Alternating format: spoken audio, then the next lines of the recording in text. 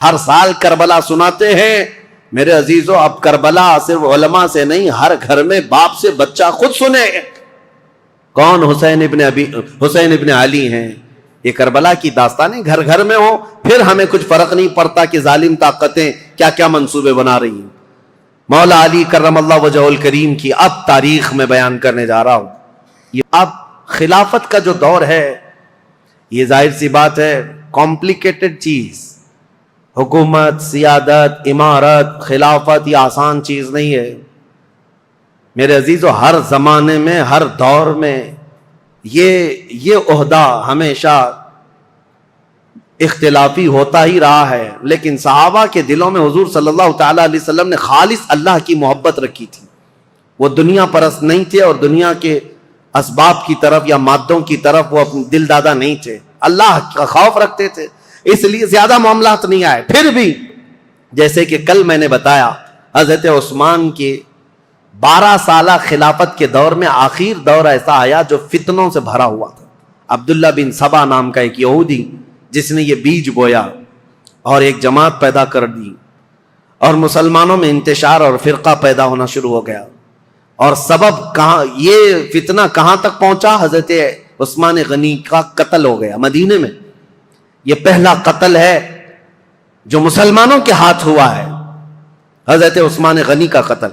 حضرت عمر کو بھی شہید کیا گیا، لیکن وہ تو ایک آگ کا پجاری تھا، ابو لولو فیروز مجوسی.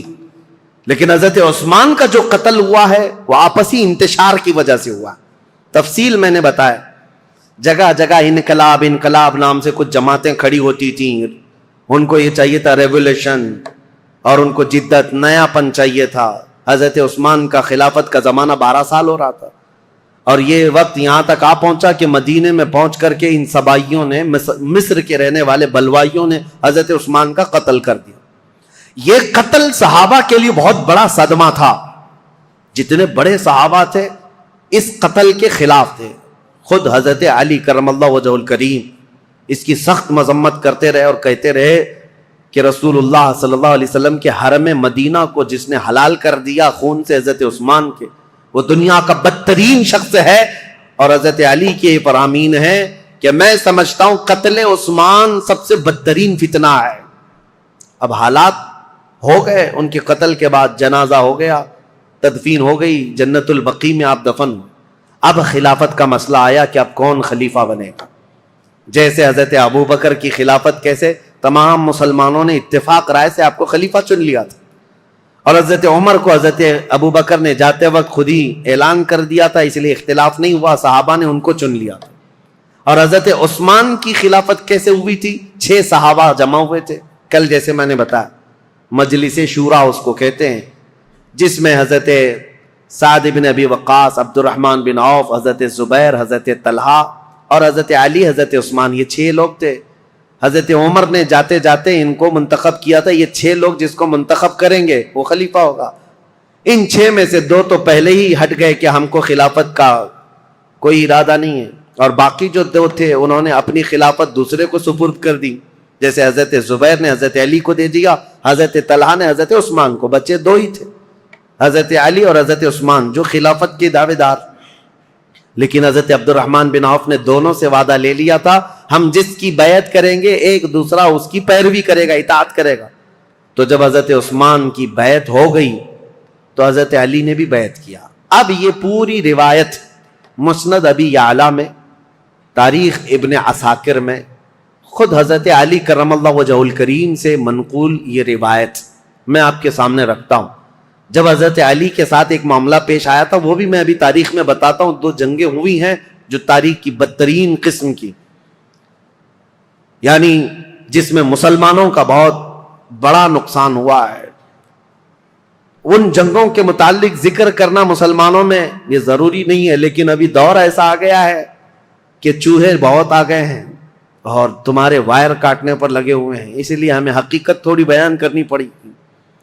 جنگ جمل، جنگ صفین کے متعلق خلفشار مچا کر رکھا ہے کچھ لوگوں نے، اس لیے حقیقت کیا ہے وہ بتاؤں گا. اس وقت جب بصرہ میں گئے تھے حضرت علی، ایک مشہور تابعی ہیں اور ایک صحابی ہیں حضرت احنف بن قیس، انہوں نے پوچھا تھا حضرت علی سے، اے علی، آج آپ اپنے گھوڑے پر سوار ہو کر بصرہ تک آ گئے ہیں. آپ یہ بتائیں رسول پاک صلی اللہ تعالی علیہ وسلم نے کیا آپ کو اس کا حکم دیا تھا یا آپ یہاں تک کس لیے آئے؟ تب حضرت علی نے تفصیلاً ایک حدیث پر جو حضرت علی سے مروی ہے بیان کیا. کہا لوگوں سنو، میری قرابت رسول اللہ سے کیا ہے وہ بتانے کی چندہ ضرورت نہیں، میری رشتہ داری کیا ہے. لیکن جب رسول کریم صلی اللہ تعالی علیہ وسلم کی وفات ہوئی تو ہمیں ڈر یہ تھا کہ اختلاف پیدا ہو جائے گا مسلمانوں میں، لیکن اللہ کریم ایسا کرم کیا کہ حضرت ابو بکر صدیق کو مہاجرین اور انصار سب نے بالاتفاق خلیفہ مان لیا. حضرت علی کہتے میں بھی اس میں تھا، میں نے بھی حضرت ابو بکر کی خلافت کو تسلیم کیا، اور صرف اتنا نہیں کہ نہ چاہتے ہوئے، بلکہ حضرت علی کہتے وہ اس کے اہل تھے اور اس کے حقدار تھے، ان سے افضل ہم میں کوئی نہیں تھا. میں نے ان کی خلافت کو تسلیم کیا، اور جب انہوں نے جنگوں میں شرکت کا کہا میں نے جنگوں میں شرکت کی، جتنا انہوں نے مجھے حصہ دیا میں اس میں سے حصہ لیتا رہا. لیکن جب حضرت ابو بکر صدیق کا انتقال ہوا تو حضرت علی کہتے ہیں میرے دل میں یہ خیال تھا، لیکن حضرت ابو بکر نے جانے سے پہلے ایک وصیت کر دی تھی مسلمانوں کو حضرت عمر کے نام پر کہ عمر بن خطاب کو میں صحیح سمجھتا ہوں، تم لوگ اپنا اس کو منتخب کر لو. تو حضرت علی کہتے ہیں حضرت ابو بکر کی ہم حد درجہ تعظیم کرتے تھے، اس لیے ان کے فرمان کے آگے کوئی جا نہیں سکتا تھا. حضرت عمر کو ہم نے خلیفہ بنایا. حضرت علی کہتے ہیں میں نے حضرت عمر کے 10 سالہ زمانے میں جتنی جنگیں انہوں نے مجھے جہاں جہاں بھیجا میں نے شرکت کی، جو مال غنیمت ملتا تھا ان کی طرف سے میں نے سب لیا، اور ہر چیز میں ان کے شانہ بشانہ رہا. پھر جب حضرت عمر کا انتقال ہوا تو وہ کہتے ہیں کہ وہ مجلس شورا بنا کر گئے تھے 6 لوگوں کی، اس میں بھی تھا، اور اس میں 6 لوگوں میں جب انتخاب کرنے کی بات آئی تو 2 ہٹ گئے اور 2 نے ہمارے حوالے کر دیا. لاسٹ میں 2 بچ گئے، علی اور عثمان رضی اللہ تعالیٰ عنہما.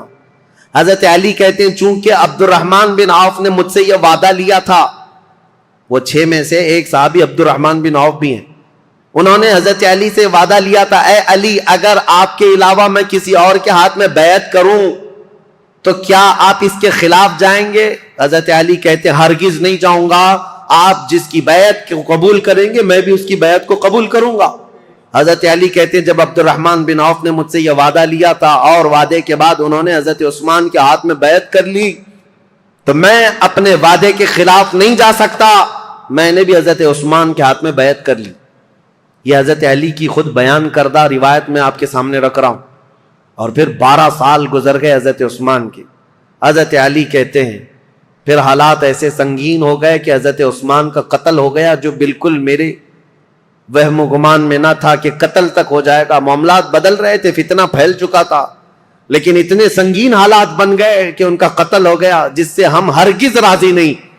اب اس کے بعد بات آتی ہے خلیفہ چننے کی. حضرت زبیر، حضرت طلحہ، یہ 2 ایسے صحابہ ہیں جو عشرہ مبشرہ میں سے رسول اللہ صلی اللہ علیہ وسلم نے جن کو دنیا میں جنت کی بشارت دی، ان میں 2 یہ ہیں. یہ صحابہ بڑے صحابہ کہلاتے تھے، مدینے میں جتنے تھے سب آ کر حضرت علی کے پاس کہنے لگے آپ اپنی بیعت کا اعلان کر دیں اور آپ خلیفہ ہیں. حضرت علی نے کہا مجھے اس کی خواہش نہیں، میں خلیفہ کی بجائے وزیر بننا پسند کروں گا، تم میں سے جو چاہے خلیفہ بن جاؤ. کیونکہ حالات ایسے تھے اس وقت حضرت علی کو خلیفہ بنایا جا رہا ہے جب انتشار بہت پھیل چکا تھا، امن کا دور نہیں تھا، جگہ جگہ جماعتیں کھڑی ہو گئی تھی، صبائی فتنہ، کوفہ میں الگ، بصرہ میں الگ، عراق میں الگ، اور شام میں الگ، اور مدینہ مکہ والے الگ. یہ حالات پر حضرت علی کو خلیفہ بنایا جا رہا ہے. حضرت علی نے منع کیا، اس کے بعد پھر لوگوں نے اصرار کیا آپ سے بہتر ہماری جماعت میں کوئی نہیں. حضرت علی کہتے ہیں جب انہوں نے اصرار کیا تو میں نے اللہ اس کے رسول کے احکام کی شرط پر اور خلفائے ثلاثہ جو گزر چکے ان کی اتباع، ان کی پیروی پر سب کی بیعت لینا شروع کیا. حضرت علی جب بیعت لینے لگے، یہ تقریباً 35 ہجری کا واقعہ ہے. حضور صلی اللہ تعالیٰ علیہ وسلم کی وفات کو 25 سال گزر چکے تھے. یہ 35ویں ہجری میں حضرت علی رضی اللہ تعالیٰ عنہ خلافت پر متمکن ہوئے مدینہ طیبہ میں. اب خلافت کا پہلا دور ہے، یعنی ابھی پہلا دن ہے. آپ بہترین خطیب تھے، حضرت علی کرم اللہ وجہ الکریم خطبہ بہت اعلیٰ دیا کرتے. خطبے کے بعد آپ یہ جو فتنہ پھیلا تھا اس کو ٹھنڈا کرنے کے لیے کوششیں فرما رہے تھے. لیکن اسی اثنا میں ہوا کیا, حضرت علی رضی اللہ تعالیٰ عنہ نے چند دنوں کے بعد بہت سخت قسم کے فیصلے لیے. اس سے معاملات اور سخت ہو گئے. کیا؟ آپ نے ملک شام کے گورنر امیر معاویہ رضی اللہ تعالیٰ, جو 22 سال سے گورنر تھے حضرت عمر کے زمانے سے, حضرت علی یہ کہتے تھے کہ اب ان کو گورنری سے میں معزول کرتا ہوں. حضرت امیر معاویہ کو اور مصر کے گورنر کو اور کئی جگہ کے گورنروں کو ایک ساتھ معزول کرنے کے لیٹر آپ نے جاری کر دی. جبکہ جو اکابر صحابہ تھے اس میں حضرت ابو موسیٰ اشعری, حضرت عمرو بن عاص, کئی صحابہ آ کر آپ کو مشورہ یہ دے رہے تھے کہ اس وقت یہ فیصلہ لینا اچھا نہیں ہے, حالات بہت بگڑے ہوئے ہیں, حضرت عثمان کا قتل ہوا ہے, پہلے آپ اپنی بیعت سب سے لے لیجئے, اس کے بعد ان کے معزول کرنے کا حکم جاری کیجئے. حضرت علی نے حالات کی سنگینی کے اعتبار سے یہ خط جاری تو کر دیا, لیٹر بھیج دیا. پھر میں کہتا ہوں ادب کا دائرہ ساتھ رکھنا ہے سنیوں, تولنا نہیں صحابہ کو ادھر ادھر. حالات جو ہوئے جیسے ہوئے, لیکن وہ رسول اللہ کے صحابہ ہیں. ان کے اختلافات یا ان کے مشاجرات کو بیان کرنا ہی حرام ہے, لیکن یہاں تاریخی سچائیاں تمہارے ذہنوں میں رہیں, اس لیے میں یہ عرض کر رہا ہوں تاکہ کوئی دوسرا چوہا آ کر کے تمہیں کبھی اس کے بارے میں کبھی اس کے بارے میں نہ بیان کرے. جیسے حضرت امیر معاویہ کو ٹرول کرتے کرتے آج اتنی گندی باتیں کہنے لگ گئے لوگ جو حقیقت میں ہے نہیں. ہاں کچھ معاملات تو ہوئے ہیں لیکن ایسے نہیں ہیں. حضرت علی نے ان کی معزولی کا لیٹر جاری کیا, حالات سنگین ہو گئے. ظاہر سی بات ہے 22 سال سے وہ گورنر تھے. اب یہاں حالات یہ ہو گئے کہ حضرت امیر معاویہ نے سب سے پہلے یہ اعلان کیا کہ حضرت علی اب خلیفہ اگر ہو گئے ہیں تو ان کی خلافت کا پہلا کام یہ ہونا چاہیے جنہوں نے حضرت عثمان ابن عفان کو قتل کیا, پہلے ان قاتلوں کو پکڑ کر قصاص لینا چاہیے. خلیفہ اسلام کا قتل ہوا ہے, عام آدمی کا قتل نہیں ہوا ہے. خلیفہ اسلام کو قتل کرنے کا مطلب اسلام کے پلر کو ہلا دینا.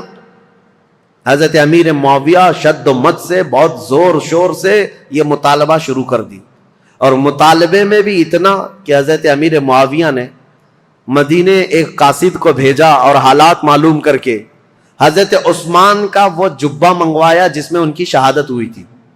وہ خون سے تر بتر تھا. حضرت عثمان جس میں شہید ہوئے تھے وہ جبہ موجود تھا, اور ان کی بیوی حضرت نائلہ اس وقت موجود تھی جو حضرت عثمان کے گھر میں ان کی انگلیاں کٹ گئی تھی, بیچ بچاؤ میں یا زخمی ہو گئی تھی, ان کی کٹی ہوئی انگلیاں اور حضرت عثمان کا جبہ حضرت امیر معاویہ نے دمشق ملک شام منگوایا. اب یہ جب چیزیں آئیں تو حضرت امیر معاویہ نے منبر پر رکھ کر کے لوگوں سے کہا خلیفہ اسلام کا بے دردی کے ساتھ قتل ہوا ہے, جبکہ جو وجوہات بتائی جا رہی ہیں وہ بہت چھوٹی ہیں. حضرت عثمان نے غلطی کیا کی تھی, ان کا جرم کیا تھا جس کی وجہ سے یہ قتل ہوئے. اور یہ جبہ جیسی ہی ملک شام میں پہنچا, ہنگامہ برپا ہو گیا. تقریباً 60,000 لوگ کھڑے ہو گئے یہ مطالبہ کرنے کے لیے کہ خلیفہ اسلام عثمان بن عفان کے قتل کا قصاص لینا ضروری ہے. جن لوگوں نے قتل کیا ہے خلیفہ اسلام کو, ان کا مطالبہ کرنا اپنی جگہ پر تھا. ظاہر سی بات ہے آج کے دور میں آپ کو بتاؤں, ملک کے پریزیڈنٹ پر کوئی حملہ کر دے یا ملک کے پی ایم پر کوئی حملہ کر دے تو پورے ملک کی عزت کا مسئلہ ہو جاتا ہے. عام چیز نہیں ہے, اسی لیے سیکورٹی بھی بہت رکھی جاتی ہے. اور اگر ہو گیا تو اس کے بعد حالات کیا ہوتے ہیں, جو نیا بیٹھے گا اس کے لیے سب سے پہلا مطالبہ یہی کیا جائے گا جن لوگوں نے ان کا قتل کیا ہے پہلے ان کو پکڑو. یہ مطالبہ ہوتا ہے. ارے میاں پی ایم اور پریزیڈنٹ تو بہت دور کی بات ہے, ہمارے ہاں کوئی عام آدمی بھی مر جائے تو لوگ مطالبہ کرتے ہیں کہ قاتل کو پکڑو, کلر کون ہے اس کو سزا دو. یہ تو مطالبہ ہوتا ہی ہے, پروٹیسٹ ہوتے ہیں. تو حضرت امیر معاویہ کا مطالبہ بہت تیزی سے بڑھتا چلا گیا. اب دیکھیں میں حالات آپ کو سمجھا رہا ہوں. حضرت علی کے ساتھ کیا معاملات تھے.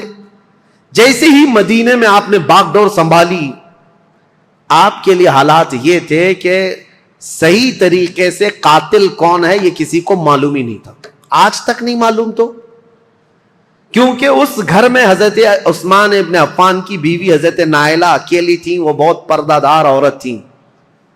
انہوں نے بیان کیا حضرت علی کے سامنے کہ محمد بن ابو بکر چھت سے داخل ہوئے تھے، یہ تو میں نے دیکھا ہے.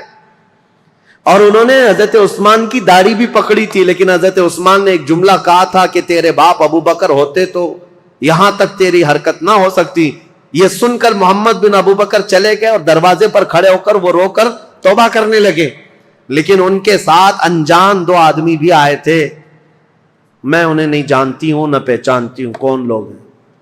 اور اس کے بعد حضرت نائلہ جو حضرت عثمان کی بیوی اس وقت جو موجود تھی، وہ کہتی ہیں قتل ہونے کے وقت میں وہاں موجود نہیں تھی، قتل ہو گیا. حضرت علی کے سامنے یہ مقدمہ ہے، بڑا سخت ہے، کسی انجان کو قتل تو نہیں کر سکتے پکڑ کر کے پوری جماعت کو. ظاہر سی بات ہے آپ موب لنچنگ بھی ہو جاتی ہے تو اس پورے موب کو جو ہے نا سزا نہیں دیتے حکومت.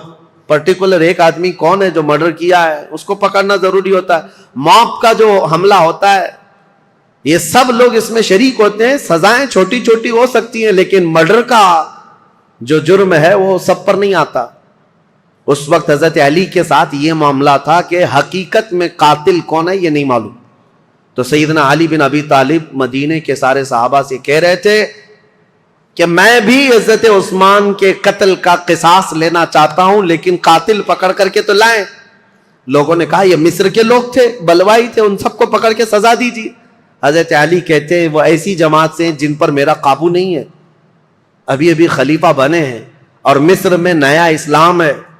یہ بلوائی یہ جتنے ہیں وہاں پر ایک فتنہ بھی پیدا ہو چکا تھا، تو وہ جدت پسند لوگ تھے، نئے نئے قسم کے اسلام میں آئے ہوئے تھے. حضرت علی ان مصلحتوں کو دیکھ کر خون عثمان کا بدلہ لینے میں آپ نے فرمایا کہ اس کو بعد میں حالات کے ٹھنڈے ہو جانے کے بعد لیا جائے گا، بس بات اتنی تھی.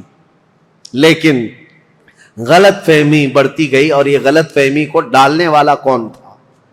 اسی لیے میں نے کل آپ کے سامنے ایک نام بتایا تھا، عبداللہ بن سبا، ایران کا رہنے والا ایک یہودی جو اسلام میں آیا تھا. اس نے اپنا کام شروع کر دیا مدینے میں جا کر اور دیگر جگہ پر ملک شام میں لوگوں کو بھڑکانا شروع کیا. پہلے تو حضرت علی کی حمایت میں بولتا تھا، اب حضرت علی خلافت پہ آئے تو حضرت عثمان کے قتل کا بدلہ لینے کے لیے ابھارنے لگ گیا. اب ہوا یہ کہ حضرت عائشہ صدیقہ رضی اللہ تعالیٰ عنہ، ان کا بھی کردار ہے تاریخ میں، ام المومنین ہے، زبان نہ کھولنا ان کے لیے بھی گستاخی کے لیے، ایمان برباد ہو جائے گا. ام المومنین رسول اللہ صلی اللہ علیہ وسلم کی محبوبہ ہیں، زوجہ ہیں.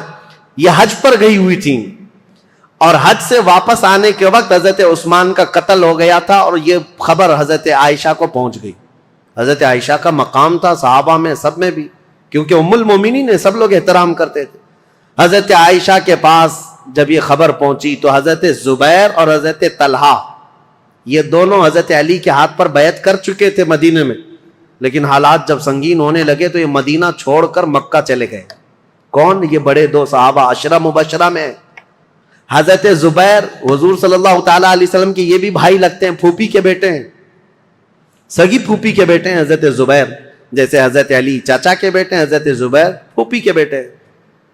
تو حضرت زبیر اور حضرت طلحہ دونوں مکہ چلے گئے اور یہ دونوں جا کر حضرت عائشہ سے ملاقات کیا پردے میں اور ان کو حالات بتائے مدینے میں کیا کیا ہوا، حضرت عثمان کا قتل کیسے ہوا.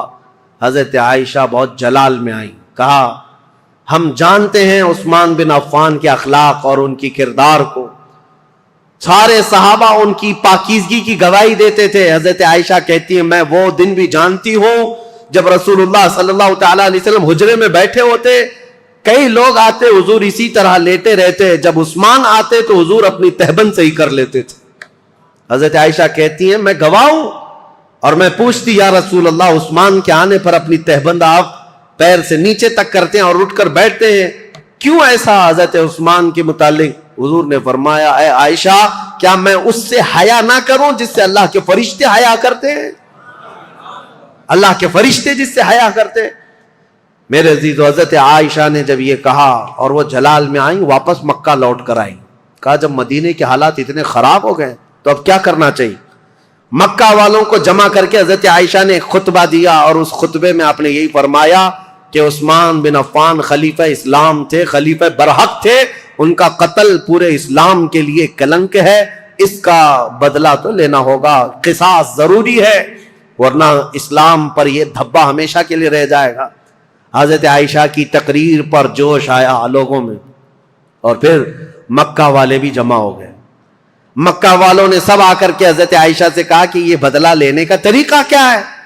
حضرت علی خلیفہ ہو گئے اور انہوں نے سب سے بیعت لی ہے، لیکن طریقہ کیا ہے؟ حضرت عائشہ اب اس بارے میں مشورہ کر رہی تھی، ہاں طریقہ کیا ہے، اس پر بھی تو سوچنا چاہیے کہ خون عثمان کا بدلہ لینا ہے، لیکن وہ قوم مصر کے رہنے والی ہے اور مصر میں ہماری پہنچ نہیں، کیسے؟ تو اس میں جب صحابہ کی میٹنگیں ہونے لگی مکہ میں، تو اب میں آپ کو بتاؤں، یہاں سے ایک نئی جنگ کی ابتدا ہو گئی۔ حضرت عائشہ اپنی اونٹنی پر سوار ہو کر، پہلے لوگوں نے کہا کہ ملک شام چلتے ہیں، امیر معاویہ نے بھی خون کے بدلے کا اعلان کیا، یا پھر مدینے چلتے ہیں، لیکن ان دونوں رائے کو آپ نے، حضرت عائشہ صدیقہ نے چھوڑ دیا اور بصرہ کی طرف آپ روانہ ہو گئیں۔ بصرہ عراق کا ایک شہر ہے۔ اس بیچ میں کئی ایسے محتاط صحابہ ہیں جو اس جنگ میں شامل نہیں ہوئے۔ حضرت عائشہ جب جانے لگیں، کیونکہ میٹنگیں اتنی ہو گئی تھیں، اور جب لوگ یہ کہنے لگے کہ یہ بدلہ لینا تو خلیفہ وقت کا کام ہے، تو حضرت علی اس وقت بدلہ قصاص لینے پر تیار نہیں تھے، یا یہ فرما رہے تھے کہ ابھی اس قوم سے ہمارا پالا نہیں ہے، یا اس قوم پر ہمارا قابو نہیں ہے، ہم بعد میں بدلہ لیں گے، لیکن یہ مطالبہ شدت اختیار کر گیا۔ اب حضرت علی کو مدینے میں بھی آ کر خبر پہنچ گئی کہ حضرت عائشہ لوگوں میں جمع ہو گئی، اور انہوں نے خون عثمان کا قصاص لینے کا اعلان کر دیا، اور حضرت علی کو یہ بھی خبر مل گئی کہ امیر معاویہ کو جو ہم نے خط لکھا تھا، حضرت امیر معاویہ نے بدلے میں خط بھیجا جو بالکل خالی تھا، کچھ بھی لکھا ہوا نہیں تھا۔ حضرت علی سمجھ گئے معاملات سنگین ہے، یعنی امیر معاویہ نے وہاں سے اعلان یہ کر دیا ہے کہ پہلے خون عثمان کا بدلہ لیا جائے گا، بعد میں حضرت علی کی بیعت اور خلافت کا معاملہ ہوگا۔ اب یہ بظاہر ٹکراؤ والی صورت ہے، ایک طرف سے مطالبہ ہے شدت سے بدلہ لینے کا، اور ایک طرف حضرت علی مصلحت کو دیکھ رہے تھے، حکمت کو دیکھ رہے تھے۔ اس وقت حضرت علی کہتے ہیں اس خانہ جنگی کو، جس کو کہتے ہیں گرہ یدھ، اپنے اندر چلنے والی جنگ کو اگر خاتمہ نہ کیا جائے تو اس کا بہت بڑا نقصان اٹھانا پڑے گا اور ہمارا شیرازہ منتشر ہو جائے گا۔ حضرت علی مدینے میں لوگوں کو جمع کرتے ہیں، چلو ہم اس معاملے کو ٹھنڈا کریں گے۔ جب سب لوگ جمع ہوئے حضرت علی کے ساتھ، حضرت علی اب کوفہ کی طرف روانہ ہو گئے۔ حضرت علی کے ساتھ اس وقت 10,000 لوگ تھے۔ میرے عزیزو، جب 10,000 لوگ ادھر ہیں، حضرت عائشہ کے ساتھ شروع میں 3,000 تھے، پھر راستے میں کئی لوگ شامل ہوئے، وہاں پر بھی 10,000 کی تعداد۔ اب 10,000 کی تعداد جب ہوئی تو اس میں سارے مخلصین نہیں تھے، کئی فتین بھی شامل تھے، ادھر بھی ادھر بھی، سبائی فتنے کے لوگ ادھر بھی تھے ادھر بھی تھے۔ اب حضرت علی رضی اللہ تعالیٰ عنہ یہاں سے نکلے ہیں اور مسلمانوں میں یہ بات پھیل گئی کہ 2 جماعتوں میں جنگ ہونے جا رہی ہے، ایک طرف حضرت عائشہ ایک طرف حضرت علی۔ یہاں تک کہ روایت میں موجود ہے جب حضرت عائشہ اپنی اونٹنی پر بیٹھ کر کے مکہ سے نکل رہی تھی تو اس کو اس دن کو یوم الخیب کہا گیا ہے، یعنی یوم گریہ۔ سارے مکہ والوں نے اس دن اتنا روئے تھے، سارے مکہ والے، جتنا وہ کہتے ہیں ہم نے کبھی رویا نہیں، کہ ان کو شدت سے غم تھا کہ آج نوبت یہاں کو پہنچی کہ مسلمانوں کی 2 بڑی جماعتیں ٹکرانے جا رہی ہیں، ایک طرف ام المومنین عائشہ صدیقہ، ایک طرف مولا کائنات علی بن ابی طالب۔ ابھی امیر معاویہ کا معاملہ ہی نہیں آیا۔ حضرت عائشہ چل کر کے گئیں، بصرہ پہنچ گئیں، اس میں حضرت زبیر بھی ہیں، حضرت طلحہ بھی ہیں، 2 بڑے صحابہ ہیں، عشرہ مبشرہ۔ ادھر حضرت علی کے ساتھ جو 10,000 صحابہ ہیں، اس میں حضرت عمار بن یاسر، مقداد بن اسود، بلال حبشی، کئی صحابہ، حضرت علی رضی اللہ تعالیٰ عنہ کے ساتھ حضرت سلمان فارسی، یہ لوگ ہیں۔ نکلے ہیں، جنگ کی نیت تو نہیں تھی، معاملات کو دیکھا جائے گا اور سامنے بیٹھ کر کے کچھ کیا جائے۔ اب حضرت علی کوفہ گئے تو وہاں حضرت ابو موسیٰ اشعری تھے، یہ بھی بڑے صحابی ہیں جنہوں نے بعد میں چل کر صلح کرائی۔ یہ کوفہ والوں میں بیان کر کر کے لوگوں کو یہ کہہ رہے تھے کہ اے لوگوں، اپنا ایمان بچانا، آخرت بچانی ہے، تلواریں اپنی نیام میں رکھو، کوئی اپنے گھر سے نہ نکلے, کوئی ان جنگوں میں شرکت نہ کرے. حضرت ابو موسیٰ اشعری تو لوگوں کو منع کر رہے تھے. پھر حضرت علی کوفہ پہنچ گئے. یہ کوفہ پہنچنے کی وہی تاریخ ہے کہ جب حضرت علی کوفہ پہنچے تو پھر اس کے بعد مدینے دوبارہ تشریف نہیں لائے. یہاں سے حضرت علی کی خلافت کا باضابطہ جو دور, کوفہ جو دارالعاصمہ دارالخلافہ بنا اسلام کا, حضرت علی جب وہاں آئے تو لوگوں کو آپ کی فوج میں شامل کیا گیا. حالات سنگین ہو رہے ہیں, طاقت کے بل بوتے, طاقت کے زور, اس کو ٹھنڈا کرنا چاہیے. اب اس میں محتاط صحابہ جو تھے ان کی بھی رائے میں بتاتا ہوں. حضرت عبداللہ بن عمر ہیں, حضرت عمر بن عاص ہیں, یہ لوگ شریک نہیں ہوئے. محمد بن مسلمہ ہیں, یہ لوگ شریک نہیں ہیں. احنف بن قیس, یہ بعد میں. ان لوگوں سے حضرت علی نے بلا کر کے کہا بھی تھا کہ تمہاری رائے کیا ہے. حضرت عمر بن عاص نے کہا کہ میں چل تو پڑوں گا آپ کے ساتھ, لیکن بس اتنی شرط ہے, آپ مجھے وہ تلوار دیں جو تلوار یہ پہچانتی ہو کون سی گردن مسلمان کی کون سی کافر کی. مجھے وہ تلوار دیجیے, کیونکہ جنگ ہو رہی ہے, دو جماعتیں جو دونوں طرف مسلمان ہیں, صحابہ ادھر بھی ہیں صحابہ ادھر بھی ہیں. عمر بن عاص نے کہا میرے پاس ایسی تلوار نہیں جو پہچانتی ہو گردن کس کی ہے, اگر یہ مل گئی تو پھر شریک ہو جاؤں. اس کے بعد حضرت محمد بن مسلمہ کو بلا کر پوچھا کہ آپ کیوں نہیں؟ کہا میں نے رسول اللہ صلی اللہ تعالی علیہ وسلم سے سنا تھا, میرے آقا نے فرمایا تھا محمد بن مسلمہ اس تلوار کو کبھی نیچے ہونے نہیں دینا, اعلاء کلمت الحق کے لیے استعمال کرنا, اور جس دن یہ نوبت آ جائے کہ یہ تلوار تجھے کسی مسلمان پر اٹھانی پڑے تو احد پہاڑ کے پاس جا کر کسی پتھر پر تیری تلوار توڑ دینا. محمد بن مسلمہ کہتے ہیں کل رات جا کر میں نے اپنی تلوار توڑ دی. آج نوبت یہاں پہنچ گئی ہے کہ ہمیں تلوار اٹھانی پڑ رہی ہے, میں تو تلوار توڑ چکا ہوں. حضرت عبداللہ بن عمر, انہوں نے بھی یہی کہا کہ میں فرق نہیں کر پاؤں گا کہ کون حق پر ہے کون کس پر ہے, اسی لیے میں اس میں شریک نہیں ہوں. کچھ محتاط صحابہ ان میں نہیں آئے, لیکن حضرت علی جب سفر پر روانہ ہو, یاد رکھو مسلمانوں, ایمان کی حفاظت اسی میں ہے, دونوں جگہ کا بیلنس برقرار رکھو, ام المومنین کا بھی مولا کائنات کا بھی, دونوں رسول اللہ کی قرابت دار ہیں, رشتہ دار ہیں. حضرت عائشہ صدیقہ جب آئیں تو اب مشورے ہو رہے تھے, میٹنگیں ہو رہی تھی, ان کے خطبے اتنے پر اثر تھے کہ لوگ جمع ہوئے. جب وہ بصرہ میں گئی تو 12,000 لوگ جمع ہوئے. کہا کہ نہیں, حق پر ہیں, خون عثمان کا بدلہ لینا چاہیے. یہ حالات دیکھ کر کے ایک صحابی ایسے ہیں جن کا بہت بڑا رول ہے, حضرت قعقاع, یہ آئے, حضرت زبیر, حضرت طلحہ, حضرت عائشہ, ان کے پاس آئے. کہا اچھا یہ میٹنگ بعد میں ہوئی, اس سے پہلے ایک حادثہ ہو گیا تھا. کیا ہے؟ بصرہ میں جیسی حضرت عائشہ پہنچی تو بصرہ کے جو گورنر تھے وہاں پر, تو جو گورنر تھے وہ حضرت علی کی طرف سے تھے, عثمان بن حنیف. انہوں نے کیا کیا کہ راستہ روکنا ہے ان کا, یہ تو لڑنے کے لیے آئے, تو انہوں نے فوراً ہی جنگ شروع کر دی, جبکہ حضرت علی کے آنے کا انتظار کرنا تھا. تو عثمان بن حنیف نے لوگوں کو اتار دیا, اور جنگ جیسی خالی راستہ روکنے کے لیے شروع ہوئی تھی, اس میں 700 لوگ مارے گئے بصرہ کے. اب ظاہر سی بات ہے جب بصرہ میں اتنا بڑا قتل ہو گیا تو جو 12,000 لوگ تھے ان میں سے 6,000 لوگ پھر گئے. کہا یہ تو اپنے ہی لوگوں کا قتل ہو رہا ہے, یہاں اپنے ہی لوگ مر رہے ہیں. تو 6,000 لوگ جب چھوڑ دیے تو حضرت عائشہ کے پاس رات میں حضرت قعقاع آئے. حضرت عائشہ تھی, حضرت زبیر, حضرت طلحہ, یہ تینوں بڑے لوگ بیٹھے تھے. حضرت قعقاع آئے اور کہا دیکھیں کیا حالات بدلتے ہوئے یہاں تک نہیں پہنچے, آپ لوگ تو نکلے تھے عثمان بن عفان کے قتل کا بدلہ لینے کے لیے, لیکن مسئلہ یہاں تک پہنچ گیا کہ جو گورنر بصرہ کے ہیں انہوں نے راستہ روکا, اور ان کے راستہ روکنے کی وجہ سے جو جنگ ہوئی اس میں 700 لوگ مارے گئے. اب ان 700 لوگوں کے مارے جانے کا بدلہ اب کس سے لیا جائے گا, ان کا قصاص کس سے لیا جائے گا؟ اب آپ کے ایک ایک فوجی سے وہ قصاص لینا پڑے گا, اتنے مر گئے. تو ڈائیورٹ ہو جائے گا مسئلہ, کہاں آپ کس کام کے لیے نکلے تھے اور کس کام میں آ گئے. کل کو اگر گورنر بصرہ کے عثمان بن حنیف کا قتل ہوتا ہے تو پھر یہ مطالبہ بدل جائے گا. اب آپ کے بارے میں بھی لوگ یہ کہیں گے تم تو نکلے تھے عثمان بن عفان کے قتل کا بدلہ لینے کے لیے، لیکن تم نے اپنے ہاتھوں سے بصرہ کے گورنر کا قتل کیا، اب ان کا قصاص ہم آپ سے لیں گے، بات تو برابر ہو جائے گی۔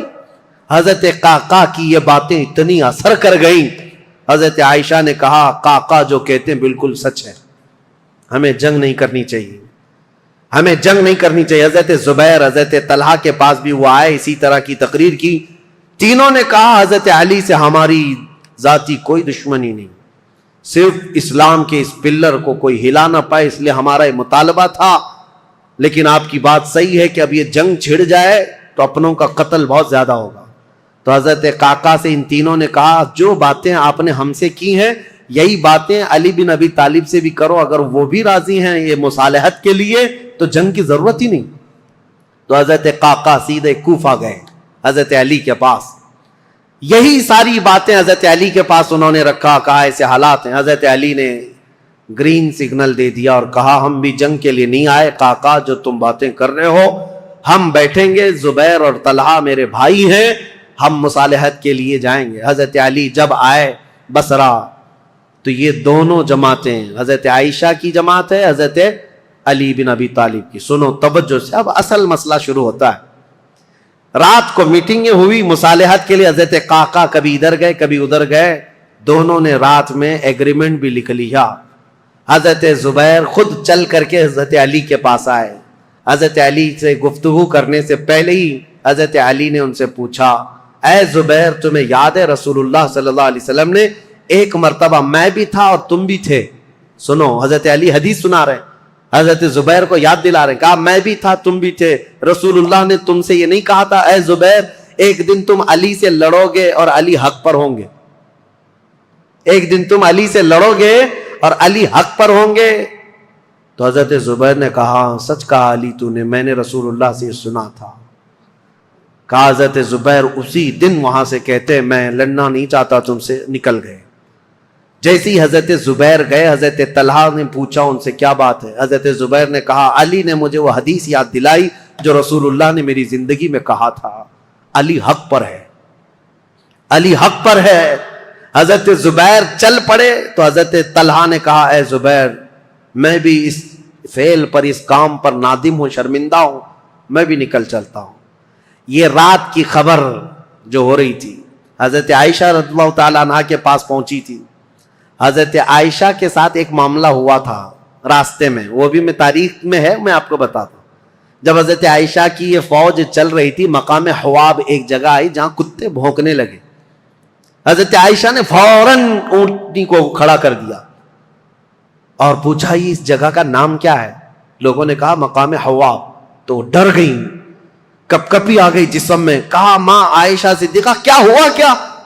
کہا میں نے رسول اللہ سے ایک حدیث سنی تھی، میرے آقا نے فرمایا اے عائشہ ایک بار تم مسلمانوں کے ساتھ سفر پر ہوگی تو اللہ کی قسم دیتا ہوں اس جماعت میں تم مت جانا جس میں حواب کے کتے بھونکیں گے۔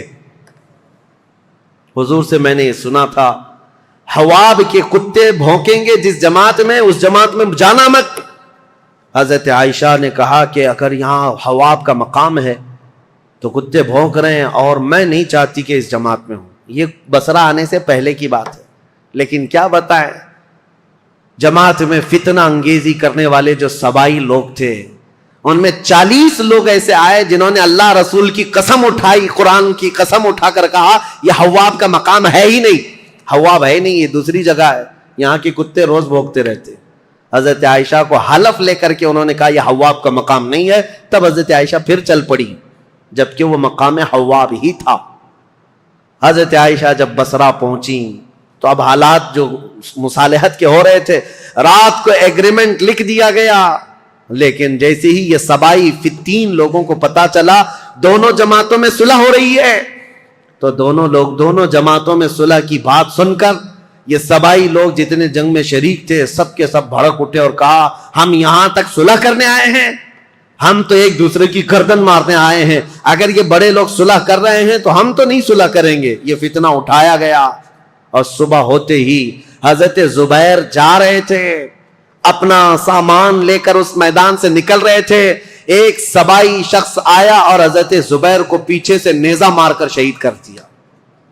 رسول اللہ صلی اللہ علیہ وسلم کے بھائی، پھپھیرے بھائی، عشرہ مبشرہ میں سے حضرت زبیر جیسے ہی شہید ہوئے، حضرت طلحہ دوڑتے ہوئے آئے کہ ظالم جماعت نے حضرت زبیر کو مار دیا ہے، رسول اللہ کے اس صحابی کا قتل ہوا، یہ پہلا قتل ہوا ہے.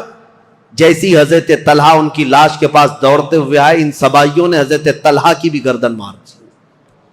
2 عشرہ مبشرہ میں سے صحابہ تھے، قتل ہو گئے.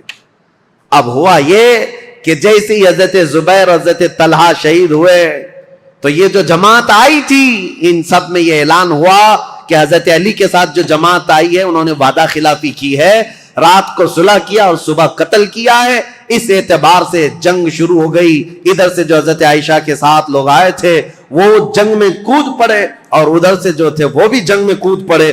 یہ گھمسان کی جنگ چلتی رہی. اتنی سخت جنگ تھی، اتنی سخت جنگ تھی کہ ایک دن کے اندر 12,000 مسلمان قتل ہوئے. بہت سخت قسم کی یہ تاریخ ہے. یہ مجھے بتانا اس لیے بھی ضروری ہے کہ کوئی اٹھ پٹانگ تمہارے دلوں میں نہ ڈال دے. ہوا کیا تھا حقیقت یہ میں بتا رہا ہوں. لیکن حضرت عائشہ رضی اللہ تعالیٰ عنہ اب بات کرنا چاہ رہی ہیں حضرت علی سے، اور حضرت علی عائشہ سے بات کرنا چاہ رہے ہیں. بیچ میں راستہ ایسا جنگ کا گھمسان چھڑا ہوا ہے کہ نہ ایک دوسرے سے بات کرنے کا موقع مل رہا ہے. یہاں تک کہ حضرت عائشہ کا اونٹ جس پر وہ بیٹھی ہوئی تھی، اس کا نام ہی جنگ جمل ہے.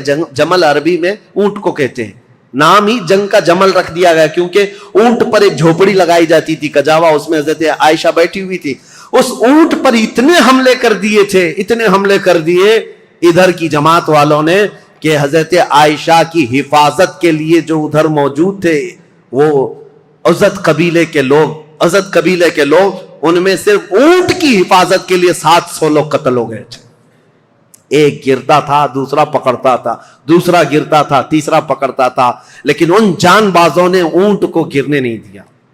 حضرت علی رضی اللہ تعالیٰ عنہ نے پھر حکمت کے ساتھ فرمایا کہ یہ جنگ ختم ہوگی اس وقت جب یہ اونٹ بیٹھے گا.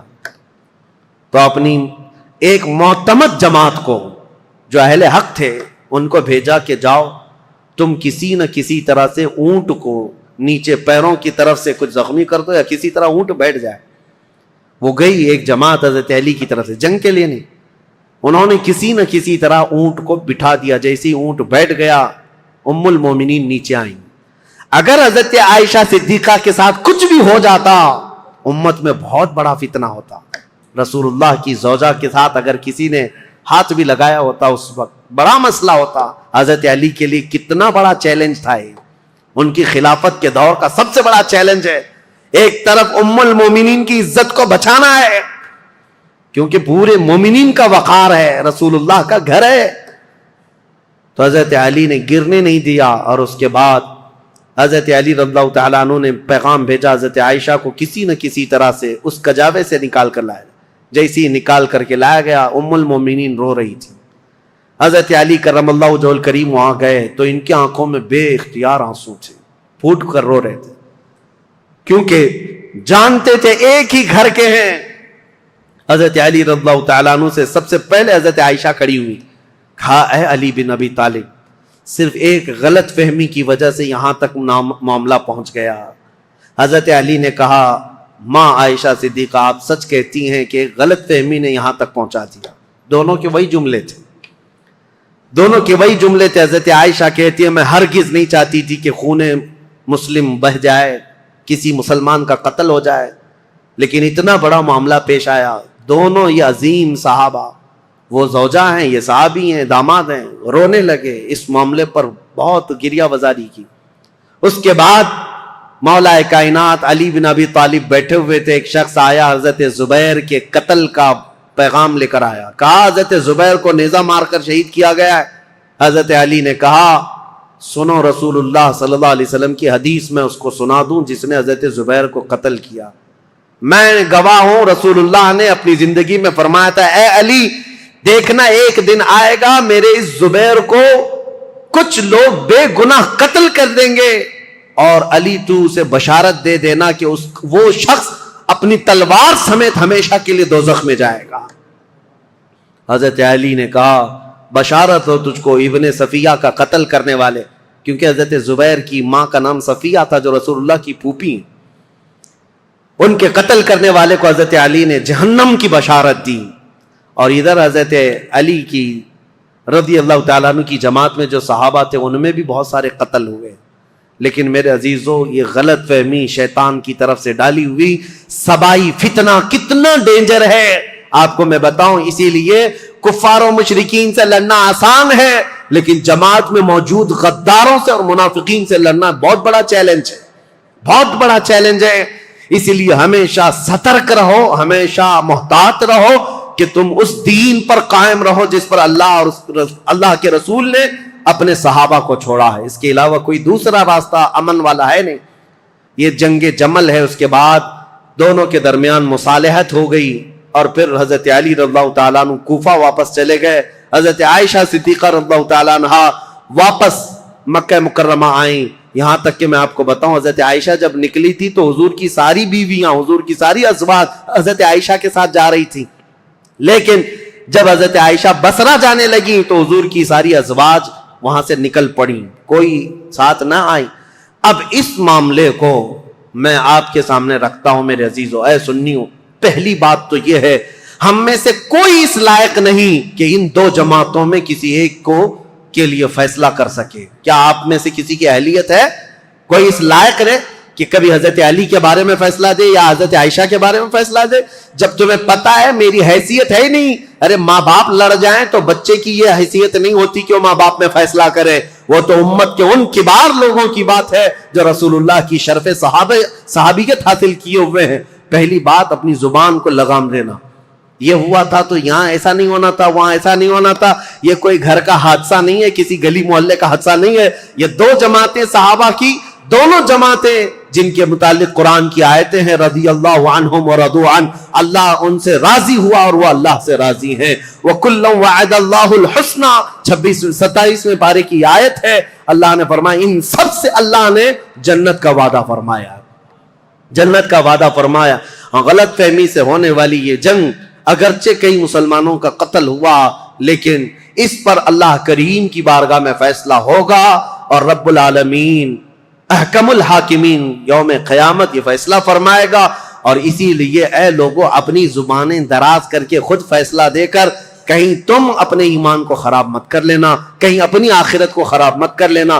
اب آئندہ سے میں آپ کو بتاؤں، جنگ جمل اور اسی طرح کی حضرت امیر معاویہ کے ساتھ ایک جنگ ہو گئی، جنگ صفین. اس کو تذکرے کی ضرورت نہیں، لیکن حقیقت میں وہاں پر بھی یہی غلط فہمی ہوئی تھی. حضرت امیر معاویہ چونکہ اعلان کر چکے تھے خون عثمان کا بدلہ لینا ہے، وہ بھی ملک شام سے آئے اور ایک جگہ پر حضرت علی رضی اللہ تعالیٰ عنہ کی فوج اور ان سے ٹکرا ہوا. اس میں بھی جنگ ہوئی، لیکن دو صحابہ کو حکم بنایا گیا، ایک حضرت عمر بن عاص اور ایک حضرت ابو موسیٰ اشعری.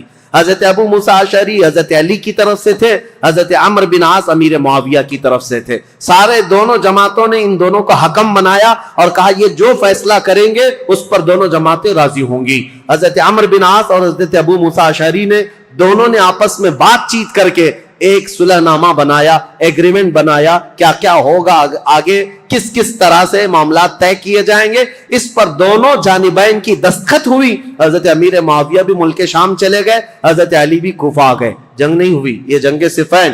اس میں صلح ہوئی ہے، لیکن سبائی فتنہ یہاں پر بھی کام کر گیا. انہوں نے ایک نئی جماعت کھڑی کر دی، خارجیوں کی جماعت. انہوں نے یہ کہا علی نے بھی کفر کیا ہے، امیر معاویہ نے بھی کفر کیا ہے. دونوں کے بارے میں کہا کیوں؟ کہا دونوں نے حکم بنایا، اپنا فیصل بنایا، اور حکم صرف اللہ ہے، حکم صرف اللہ ہے. لا حکم الا للہ آیت پڑھتے تھے اور کہتے تھے قرآن میں تو ہے اللہ ہی حکم ہے، اللہ کے علاوہ کوئی حکم نہیں. حضرت علی نے اس کے متعلق یہ فرمایا تھا کلمۃ حق ارید بها الباطل، کلمہ تو حق ہے جو کہہ رہے ہیں، لیکن اس سے معنی باطل مراد لے رہے ہیں. جیسے آج بھی بہت ساری جماعتیں ہیں آیتوں کو کس پر فٹ کر دیتے ہیں. مشرکین پر اتری ہوئی، مشرکین کے لیے اتری ہوئی آیتیں وہ مومنین پر فٹ کر دیتے ہیں. خارجی ایک جماعت تیار ہوئی جو حضرت امیر معاویہ کی بھی دشمن، حضرت علی کی بھی دشمن. ان لوگوں نے یہ فتنہ اٹھایا کہ یہ دونوں جماعتیں کافر ہو گئی، ہم اپنی جماعت لے کر الگ ہوتے. اور یہ جماعت ایک پھر نئی بنی، شیعہ حضرات کے بعد ایک خارجی جماعت. اور یہ جب کافر خود ہو گئے، ظاہر سی بات ہے رسول اللہ کے 2 صحابہ کو کافر کہنا خود کافر ہونا ہے. یہ جماعت نکلی، حضرت علی نے ان سے بھی مقابلہ کیا مقام نہروان میں، اور جتنے خارجی تھے یہ اتنے سخت ہو گئے تھے کہ جو بھی مسلمان گزرتا تھا اس کا پورا مال لوٹتے تھے اور اس کو جلا دیتے تھے. حضرت علی کی دشمنی میں مسلمانوں کے دشمن ہو گئے، تو پھر حضرت علی نے ان کے ساتھ مقابلہ کیا اور وہ جتنے خارجی ہوئے تھے ان کو قتل کیا. چند خارجی بچ کر کے وہاں سے نکل کر بھاگے اور انہوں نے اپنی الگ الگ جماعتیں بنائی. اب شدت بدلہ لینے کی شدت انتقام اتنا گھر کر گیا خارجیوں میں کہ 3 خارجی لوگ ایسے ہوئے میٹنگ کیا اور انہوں نے کہا دیکھو یہ روز روز کی جنگوں سے پریشان ہیں، یہ 3 بڑے لوگ جو ہیں علی بن ابی طالب، عمرو بن عاص، امیر معاویہ، ان تینوں کو قتل کر دیتے معاملہ ہی ختم ہو جائے گا. نعوذ باللہ. یہ 3 کاموں کے لیے عبد الرحمن بن ملجم، عمرو بن بکیر اور ایک شخص اور تھا برکہ بن عماد یا کچھ اس کا نام برکہ تھا، یہ 3 خارجی لوگ تھے. میٹنگ کیا، کہا ہم تینوں ایک ہی دن کا انتخاب کرتے ہیں، ایک ہی دن تینوں کو ماریں گے. 3 بڑے صحابہ کو، حضرت علی کو، حضرت عمرو بن عاص کو، حضرت امیر معاویہ کو. ان تینوں نے، حتیٰ کہ یہ جو عبد الرحمن بن ملجم ہے اس نے شادی کی، یہ عاشق تھا ایک عورت کا، اور اس نے شادی میں اپنی عورت کے مہر میں یہ رکھا تھا کہ 12,000 دینار مہر میں دوں گا اور علی بن ابی طالب کی گردن مہر میں دوں گا. قتل مہر میں رکھا تھا. اس قدر دشمنی کوٹ کوٹ کر بھری ہوئی تھی. اور ان تینوں نے ایک تاریخ متعین کی، رمضان المبارکہ کی. 17 رمضان کو تینوں اپنے اپنے علاقوں میں گئے. حضرت علی کوفہ میں تھے، حضرت عمرو بن عاص یہ مدینے میں یا دوسرے علاقے میں تھے، حضرت امیر معاویہ ملک شام میں تھے. تینوں پھیل گئے اپنے اپنے ان منصوبوں کو لے کر. اور حضرت امیر معاویہ حضرت عمرو بن عاص کے لیے جو لوگ گئے تھے، ایک برکہ اور ایک جو حضرت عمرو بن عاص کو قتل کرنے والا تھا، یہ تینوں بکیر، عمرو بن بکیر، یہ دونوں جو ہے اپنی پلاننگ میں فیل ہوئے. لیکن عبد الرحمن بن ملجم یہ تلوار کو زہر میں بجھا کر کے کوفہ میں روز انتقام کی آگ میں بھڑکتا رہا. اور حضرت علی رضی اللہ تعالیٰ عنہ ایک رات سوئے ہیں اور خواب میں رسول اللہ صلی اللہ علیہ وسلم کو دیکھا، جیسے حضرت عثمان اپنی شہادت کے دن ایک دن پہلے دیکھے. حضرت علی رضی اللہ تعالیٰ عنہ نے خواب میں رسول اللہ سے عرض کیا، یا رسول اللہ میری امت نے مجھے ٹھیس پہنچائی، آپ کی امت کے کچھ لوگوں نے مجھے ٹھیس پہنچائی. رسول کریم صلی اللہ تعالیٰ علیہ وسلم نے فرمایا، اے علی تم کل کھڑے ہو جانا، ان قریب وہ پوری قوم ہلاک ہوگی جس نے تجھے ٹھیس پہنچائی. رسول کریم صلی اللہ تعالیٰ علیہ وسلم نے فرمایا، اور ان کی زندگی میں ہی یہ حضور نے فرمایا تھا، علی جو جماعت تم سے نفرت کرے گی وہ جہنم میں جائے گی. حضور نے تو منافق کی علامت بھی بتائے، جس کو علی سے بغض ہوگا وہ مومن نہیں منافق ہوگا، زندگی میں فرمایا تھا. تو حضرت علی نے خواب دیکھا، صبح حضرت حسن کو اٹھایا بستر سے، امام حسین کو اٹھایا، کوفہ میں تھے، کہا کہ چلو فجر کی نماز کے لیے جا رہے تھے. اور حضرت علی کی عادت تھی فجر کی نماز کے لیے لوگوں کو جگاتے تھے، ہر گھر سے آواز دیتے تھے زور سے. حضرت حسن اور حضرت حسین کو اٹھایا اور کہا میں نے خواب میں رسول اللہ کو دیکھا ہے، اور رسول پاک صلی اللہ تعالیٰ علیہ وسلم نے مجھ سے یہ فرمایا، وعدہ فرمایا. اور اس کے بعد یہ کہتے ہوئے حضرت علی محراب کی طرف بڑھ رہے تھے سارے لوگوں کو. یہ عبد الرحمن بن ملجم نے حضرت علی کرم اللہ وجہہ الکریم کے چہرے پر وار کیا، اور وہ تلوار سے حضرت علی رضی اللہ تعالیٰ عنہ کے انجانے میں چہرے سے ایسا گھاؤ بیٹھا کہ ایک ایک بات دیگرے کئی حملے کیے نماز پر جانے والے کے لیے. اور اسی وقت حضرت علی رضی اللہ تعالیٰ عنہ کے جسم میں زہر بھی سرایت کر گیا، چہرے سے لے کر حضرت علی رضی اللہ تعالیٰ عنہ کے کندھے تک زخم آیا تھا. آپ زمین پر آ گئے تو آپ کو سارے لوگوں نے اٹھایا. یہ فجر کا وقت تھا، 17 رمضان المبارک کی تاریخ تھی. مولا کائنات علی مرتضیٰ رضی اللہ تعالیٰ عنہ کو گھر لایا گیا تو آپ جام شہادت نوش فرما گئے. اس حیدر کرار فاتح خیبر کی شہادت ہو گئی 17 رمضان کو. مارنے والا قاتل عبد الرحمن بن ملجم، اس کو پکڑ کر کے لوگوں نے ٹکڑے کر دیے تھے اور اس کے ٹکڑے جلا دیے گئے تھے. خارجی تھا، لیکن میرے عزیزوں مولا کرم اللہ وجہ الکریم علی بن ابی طالب کے قتل کے ساتھ ہی اسلام کا تاریخ کا ایک دروازہ بند ہو گیا. یہ ایک ایسا دور تھا جہاں پر خلافت راشدہ ختم ہو گئی. خلفائے راشدین جو 4 ہیں، اور بعض نے حضرت حسن بن ابی طالب کو بھی خلفائے راشدین میں شمار کیا۔ اب میں یہاں تاریخ کو روک دیتا ہوں اور عرض کرتا ہوں، میرے آقا نے فرمایا تھا کہ میرے بعد 30 سال خلافت ہوگی، الخلافت بعدی 30 ثم الملوک، 30 سال میرے بعد خلافت ہوگی اور اس کے بعد بادشاہت آ جائے گی۔ اب حساب کرو، سیدنا ابو بکر صدیق کا زمانہ 2.5 سال کا، 2 سال کچھ مہینے۔ حضرت عمر فاروق رضی اللہ تعالیٰ عنہ کا زمانہ 10 سال، کتنے ہوئے؟ 12.5 سال۔ حضرت عثمان بن عفان رضی اللہ تعالیٰ عنہ کا زمانہ 12 سال، کتنے ہوئے؟ 24.5 سال۔ حضرت علی بن ابی طالب رضی اللہ تعالیٰ عنہ کی خلافت کا کل زمانہ 5 سال کچھ مہینے تھا، کتنے ہوئے؟ 29.5 سال۔ 6 مہینے بچے تھے جس میں حضرت امام حسن خلیفہ ہوئے تھے۔ اسی لیے بہت سارے مفسرین محدثین یہ کہتے ہیں وہ بھی خلفائے راشدین میں شامل ہیں۔ 6 مہینے کے بعد انہوں نے خلافت امیر معاویہ کو دے دی تھی، لیکن خلافت کا دروازہ یہاں پر جو راشدہ ہے، خلافت راشدہ بند ہو گیا، خلفائے راشدین کا وہ سنہرا دور ختم ہو گیا۔ عزیزان گرامی، اسلام کی تاریخ کی وہ سچائیاں ہیں جو ہر جوان کو سننا چاہیے۔ 17 رمضان کو کوفہ والے کہتے ہیں بدلیاں ایسی چھا گئی تھیں، لگتا تھا کہ لوگ تو لوگ ہیں، آسمان بھی رو پڑا ہے علی بن ابی طالب کی شہادت میں۔ حضرت علی کرم اللہ وجہہ الکریم کا جسد خاکی لایا گیا، امام حسن نے نماز جنازہ پڑھائی، امام حسین نے غسل دیا تھا، اور آپ کو کوفہ شہر کے اسی مسجد کے کنارے دفن کیا گیا تھا۔ بعض روایات میں ہے آپ کے جسد مبارکہ کو لوگوں سے چھپا کر کے رکھا گیا تھا، کیونکہ خارجی جو جماعت تھی وہ اتنے شدید قسم کی نفرت کر رہے تھے کہ کہیں قبر کو اندھیرے میں کھود کر توہین نہ کریں، بے حرمتی نہ کریں۔ مولا کائنات علی مرتضیٰ رضی اللہ تعالیٰ عنہ کی قبر مبارکہ کو چھپایا گیا تھا، لیکن بہت ساری روایتیں بتاتی ہیں مقام نجف اشرف جو کوفہ کا حصہ تھا جہاں مولا علی کو دفن کیا گیا، آج بھی امیر المومنین کا دروازہ بڑی شان کے ساتھ کھلا نظر آتا ہے، اور ان کی تربت انور پر جب جھنڈا لہراتا ہے تو میرے عزیزوں کئی مرتبہ نجف جانے کا موقع ملا، کئی مرتبہ عراق گیا، جب بھی اس لہراتے ہوئے جھنڈے کو دیکھتا ہوں تو خیبر یاد آ جاتا ہے۔ مولا کائنات کی وہ تلوار کی شکلیں لٹکائی گئی ہیں، اگرچہ شیعہ لوگوں کی وہاں پر حکومت ہے، لیکن حیدر کرار کے دربار میں جاتے ہیں تو دل ہچکونے لینے لگتا ہے اور بدن میں کپکپی آتی ہے۔ اس دربار میں آئے ہیں جس نے خیبر کے پھاٹک کو ایک ہاتھ سے اکھاڑ کر پھینکا تھا، جس نے اسلام کی تاریخ میں ایک نیا دروازہ کھولا تھا، جس کو رسول اللہ نے اپنی وفات کے وقت تک پسند کیا تھا۔ آپ کو پتا ہے پیدا ہوئے علی، حضرت علی جس دن پیدا ہوئے رسول اللہ نے اپنا لعاب پاک ان کو چٹایا تھا۔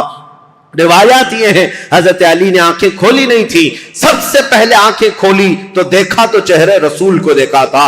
رسول کریم صلی اللہ تعالیٰ علیہ وسلم کے گھر میں پرورش پائے، اپنے باپ کے گھر میں نہیں، رسول اللہ کے گھر میں۔ جب رسول اللہ نے اسلام کی دعوت دی، سب سے پہلے اسلام لانے والے علی بن ابی طالب تھے۔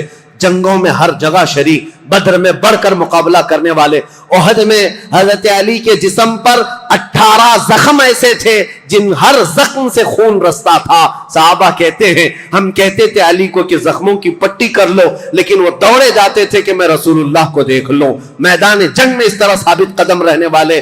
ایک مرتبہ لوگوں نے کہا حضرت علی ان کے پنڈلی میں ایک تیر ایسا چبھ گیا تھا کہ نکالتے تو گوشت نکل آ جاتا تھا، آپ نکالنے نہیں دے رہے تھے۔ لوگوں نے کہا علی بن ابی طالب کی اس پنڈلی سے تیر اس وقت نکالو جب یہ نماز پڑھنے کے لیے چلے جائیں، اس لیے کہ نماز میں ایسے محو ہو جاتے تھے دنیا و ما فیہا سے بے خبر، دنیا میں ہو کیا رہا ہے، کیونکہ وہ اپنے خالق کائنات کے رب کے حضور سجدہ کرتے۔ جو لوگوں نے یہ کہا حضرت علی جیسی نماز کے لیے رکعت باندھے، ان کی پنڈلی سے یہ تیر کھینچ کر نکالا گیا، اس تیر کے ساتھ گوشت بھی نکل کر کے آ گیا، لیکن ان کی نماز نہیں ٹوٹی، نماز مکمل کیا۔ سلام پھیرنے کے بعد لوگوں سے پوچھا کس نے میری پنڈلی سے تیر نکالا اور کس وقت نکالا، مجھے تو خبر ہی نہ ہوئی۔ وہ حیدر کرار کی نماز تھی۔ رسول اللہ کے ساتھ ہر گھڑی رہنے والے حضور صلی اللہ تعالیٰ علیہ وسلم نے اپنی عزیز لخت جگر فاطمۃ الزہرا کے لیے کسی کو منتخب کیا تھا، وہ علی بن ابی طالب کو منتخب کیا تھا۔ اور یہ بات بھی بتا دوں، رسول اللہ نے اپنے جانے کے وقت जिन लोगों का नाम फरमाया था कि मैं इन लोगों से राजी हूं, वो कौन लोग थे जिनके नामों में हजरत अली का नाम था? हुजूर ने फरमाया मैं इनसे राजी हूं। वफात के वक्त भी रसूलुल्लाह उनसे राजी थे।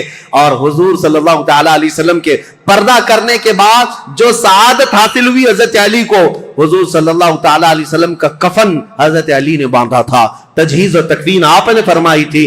और रसूल करीम सल्लल्लाहु तआला अलैहि वसल्लम को आखिरी मर्तबा कब्र अनवर में जो उतारा गया है, उस कब्र में उतरने वाले भी अली बिन अबी तालिब थे। ये